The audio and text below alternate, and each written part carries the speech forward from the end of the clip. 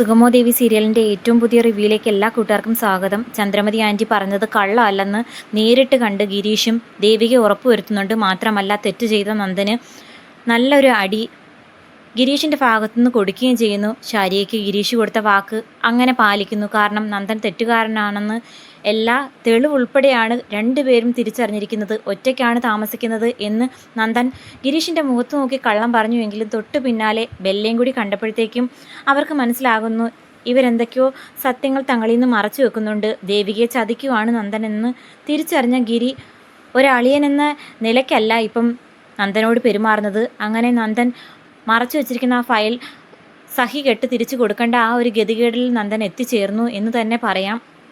നന്ദൻ്റെ കയ്യിൽ നിന്നും ഫയൽ ഏറ്റുവാങ്ങുന്ന ദേവിക തന്നെ ഏൽപ്പിച്ച ആ ഉത്തരവാദിത്വം ഭംഗിയായിട്ട് നിറവേറ്റുകയും CMനും അതുപോലെ സിദ്ധാർത്ഥൻ സാറിനും ആ ഫയൽ തിരികെ കൊണ്ടുവന്ന് കൊടുക്കുന്നു. മാത്രമല്ല, കർത്തവ്യങ്ങളെല്ലാം കഴിഞ്ഞതിന് ശേഷം ദേവിക ഇങ്ങനൊരു ഭർത്താവിനോടൊപ്പം ജീവിക്കേണ്ട ആവശ്യമില്ല. താൻ ഇനിയും നന്ദനോടൊപ്പം ഇങ്ങനെ നിന്ന് കഴിഞ്ഞാൽ യാതൊരു അർത്ഥവുമില്ല. നന്ദന് തന്നെക്കായും കൂടുതൽ സ്നേഹവും താല്പര്യവും ബെല്ലയോടൊപ്പമാണെന്ന് മനസ്സിലാക്കിയ ദേവികയാണെങ്കിൽ ആ ഒരു തീരുമാനം എടുക്കുന്നു. പണ്ട് ബെല്ല നന്ദനെ സ്വന്തമാക്കാൻ ശ്രമിച്ചുവെങ്കിലും അന്ന് നടക്കാൻ പറ്റാത്തത് ഇന്നെങ്കിലും സ്വന്തമാക്കാൻ വന്ന ബെല്ലയുടെ ആ ആഗ്രഹത്തിന് മുന്നിൽ ഒരു ഭാര്യ എന്ന നിലയ്ക്ക് മാത്രമല്ല, ഒരു MLA എന്ന നിലയ്ക്കും ചില കടുത്ത തീരുമാനങ്ങൾ എടുക്കുന്നു. ഇങ്ങനൊരു ഭർത്താവിനൊപ്പം തനിക്ക് താമസിക്കാനാകില്ല എന്ന് പറഞ്ഞ് പ്രഭാവതിയുടെയും സിദ്ധുവിൻ്റെയും അനുവാദമൊക്കെ വാങ്ങിക്കൊണ്ട് തന്നെ ചന്ദ്രോത്ത് വീട്ടിൽ നിന്ന് പടിയിറങ്ങാൻ പോകുന്ന സമയത്ത് സിദ്ധുവിനത് താങ്ങാൻ പറ്റുന്നില്ല. ഗിരീഷിനാണെങ്കിൽ ദേവികയെ തടയാൻ സാധിക്കുന്നില്ല. തൻ്റെ സ്വന്തം സഹോദരിക്കാണ് ഇങ്ങനൊരു ദുരവസ്ഥ വന്നെങ്കിൽ എങ്ങനെയാണൊരു സഹോദരൻ പെരുമാറുക? അതുപോലെ തന്നെ ഗിരിയും ദേവികയുടെ തീരുമാനത്തിന് സമ്മതം മൂളുന്നുണ്ട്. അപ്പോൾ സിദ്ധാർത്ഥനാണെങ്കിൽ സഹിക്കാൻ പറ്റുന്നില്ല. വെറും ഒരു മരുമകളായിട്ടല്ല ദേവികയെ കണ്ടിട്ടുള്ളത്, സ്വന്തം മകളെ പോലെയാണ്. സ്വന്തം മകളെക്കായും കൂടുതൽ ദേവികയോട് സ്നേഹം കാണിക്കുന്നു എന്നുള്ള പരാതി തന്നെയാണ് എപ്പോഴും രജനി ഉന്നയിച്ചുകൊണ്ടിരുന്നത്. അങ്ങനെയുള്ളൊരു മരുമകൾ വീട്ടിൽ നിന്ന് പോകുന്ന ആ ഒരു സങ്കടത്തിലാണ് സിദ്ധാർത്ഥൻ സാറും. എന്നാൽ ദേവിക ഒരു കാരണവശാലും നന്ദൻ ചെയ്ത ഈ തെറ്റിന് നന്ദൻ അർഹിക്കുന്ന ശിക്ഷ കിട്ടണമെന്നുള്ളൊരു ആഗ്രഹത്തിൻ്റെ പുറത്തു തന്നെയാണ് അവിടുന്ന് പോകുന്നത്. KK നായരുടെ പ്ലാന്റ് നിർബന്ധിച്ചായാലും ഒപ്പിടിപ്പിക്കാൻ കാരണം നന്ദനും അതുപോലെ പ്രഭാവതി മേഡവും ആണ്. മാത്രമല്ല, വളരെ ഇമ്പോർട്ടൻ്റ് ആയിട്ടുള്ളൊരു ഫയൽ മോഷ്ടിച്ചുകൊണ്ട് ഒരു MLA തെറ്റുകാരിയാക്കി ചിത്രീകരിക്കാൻ ശ്രമിച്ച നന്ദൻ്റെ ഈ പെരുമാറ്റത്തിന് ഒരു ഭർത്താവ് എന്ന രൂപത്തിനല്ല, മറിച്ച് ഒരു മോഷണക്കുറ്റം ചെയ്ത ഒരു കുറ്റക്കാരനോട് എങ്ങനെയാണ് പ്രതികരിക്കേണ്ടത് ആ രൂപത്തിൽ നിയമത്തിൻ്റെ വഴിയെ നന്ദനെ അകത്താക്കാൻ DYSPക്ക് നിർദ്ദേശം കൊടുക്കുകയും ചെയ്യുന്നു. അപ്പം DYSPക്ക് ആണെങ്കിൽ നന്ദനെ അകത്താക്കാൻ തീരെ താല്പര്യമില്ല. ഇസബല്ലയ്ക്ക് ഇഷ്ടപ്പെട്ട ഒരാളാണ് നന്ദൻ. മാത്രമല്ല, നന്ദൻ ഈ തെറ്റുകളൊക്കെ ചെയ്തത് DYSPക്കും ഇസബല്ലയ്ക്കും കെവിനും വേണ്ടിയിട്ടാണ്.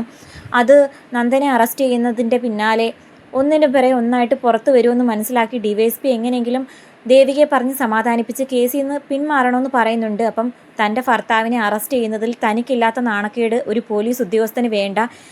വാങ്ങുന്ന ശമ്പളത്തിനോട് അല്പമെങ്കിലും കൂറ് കാണിച്ചാൽ മതിയെന്ന് ദേവിക ഉറച്ച നിലപാടെടുക്കുന്നുണ്ട്. അതേസമയം തൻ്റെ ഭാര്യ തന്നിൽ നിന്നും അകലുവാണ്. മാത്രമല്ല, ബന്ധം ഉപേക്ഷിക്കുന്ന വക്കിലെത്തി എന്ന് മനസ്സിലാക്കുന്ന നന്ദന് താൻ എന്തുകൊണ്ടാണ് ഈ കാര്യങ്ങളൊക്കെ ചെയ്തു കൂട്ടിയേ എന്നുള്ള സത്യം തുറന്നു പറയാൻ ആഗ്രഹം തോന്നുന്നു. കാരണം അതൊക്കെ കേട്ട് കഴിഞ്ഞാൽ ഒരു പക്ഷേ ദേവിക തന്നെ മനസ്സിലാക്കുമായിരിക്കും.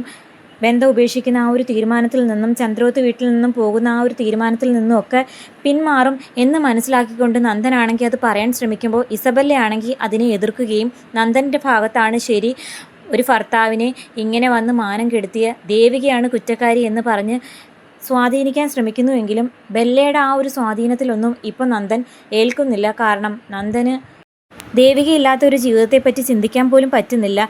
കാരണം ഋഷി കൊലപാതക കേസ് രക്ഷപ്പെടുത്തിയതിൻ്റെ പേര് ബെല്ലയോടും കെവിനോടും ഒക്കെ കുറേ സ്വാധീനിച്ച് നിന്നെങ്കിലും പക്ഷേ അതൊന്നും ദേവിക ഉപേക്ഷിക്കുന്നതിനൊരു കാരണമാക്കി സ്വീകരിച്ചിട്ടേ ഇല്ല. അവർക്ക് സപ്പോർട്ടായിട്ട് നിൽക്കുന്നത് തനിക്ക് വേണ്ടി ഇത്രയധികം ഉപകാരം ചെയ്തവരെ പിണക്കാൻ പാടില്ല എന്നുള്ള രൂപത്തിനാണ് നിന്നിരുന്നത്.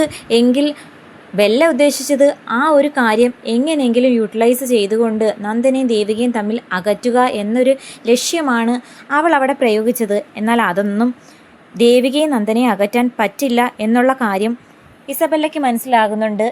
നന്ദൻ്റെയും ദേവികയുടെയും ജീവിതത്തിൽ ഇത്രയധികം പ്രശ്നങ്ങൾ ഉണ്ടായിട്ട് പോലും നന്ദൻ ഇപ്പോഴും ദേവികയെ മറക്കാനോ വെറുക്കാനോ പറ്റുന്നില്ല എന്ന് മനസ്സിലാക്കിയ ബെല്ല ആകെ തകരുന്നു. താൻ ഇനി എന്ത് വേണമെന്നുള്ള ആ ഒരു വിഷമത്തിൽ നിൽക്കുന്ന ബെല്ലയെ കെവിൻ വന്ന് സമാധാനിപ്പിക്കുന്നുവെങ്കിലും ദേവിയെ കണ്ട് സത്യങ്ങളെല്ലാം തുറന്നു പറയണം എന്നുള്ള തീരുമാനത്തിൽ ഉറച്ചു നിൽക്കുവാണ് നന്ദൻ. അങ്ങനെ ഋഷിയുടെ കാര്യങ്ങളെല്ലാം തുറന്നു പറയാൻ പോകുന്ന നന്ദനെ ഏതു വിധത്തിനും തടയാനാണ് കെവിൻ ശ്രമിക്കുന്നത്. കാരണം സത്യങ്ങളെല്ലാം പുറത്തു വന്നു കഴിഞ്ഞാൽ തങ്ങളുടെ കള്ളക്കളിയെല്ലാം നന്ദനായിട്ട് തന്നെ തുറന്നു പറയുമെന്ന് മനസ്സിലാക്കിയ കെവിൻ നന്ദനെ തടയാൻ മാക്സിമം ശ്രമിക്കുന്നു. കെവിനും ഇസബെല്ലയും നന്ദനെ എങ്ങനെ വാമൂടിക്കെട്ടാൻ ശ്രമിച്ചാൽ പോലും സത്യം കണ്ടുപിടിക്കാൻ തുനിഞ്ഞിറങ്ങിയിരിക്കുന്ന ഒരു വ്യക്തിയുണ്ടല്ലോ, ശാരിക വഴി എന്തായാലും ഇവരെന്തുകൊണ്ടാണ് നന്ദനെ ഭീഷണിപ്പെടുത്തി നിർത്തിയിരിക്കുന്നത്, നന്ദൻ്റെ ഭാഗത്ത് തെറ്റുണ്ടോ ഇല്ലയോ എന്നുള്ള കാര്യം അധികം താമസിക്കാതെ കണ്ടെത്തുന്നതായിരിക്കും.